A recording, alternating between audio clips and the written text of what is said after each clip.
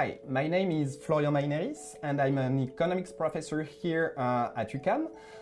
And my research mainly focuses on the determinants of firm-level productivity and of the productivity of regions. With two co-authors, Poncet from France and Zhang from China, recently we worked on the estimation of the effect of a minimum wage reform in China on the competitiveness of Chinese firms. The minimum wage is a highly controversial question. Those that are against minimum wage say that a minimum wage increases labor costs and is thus detrimental for employment.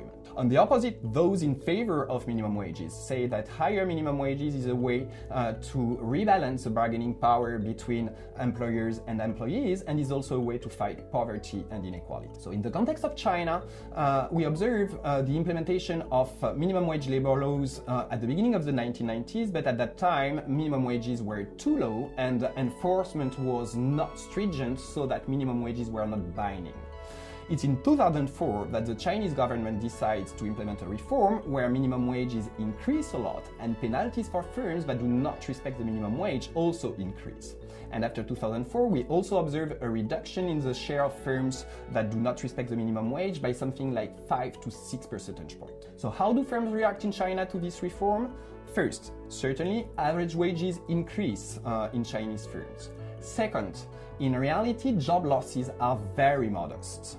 Third, these job losses seem to be very modest because those firms that are exposed to the reform increase their productivity. How do these firms increase their productivity? Our results show that this is because they invest in capital, and they also seem to change their management practices, and they seem to have better inventory management. And we know from previous research that inventory management is an important source of productivity for firms in emerging economies like China and India.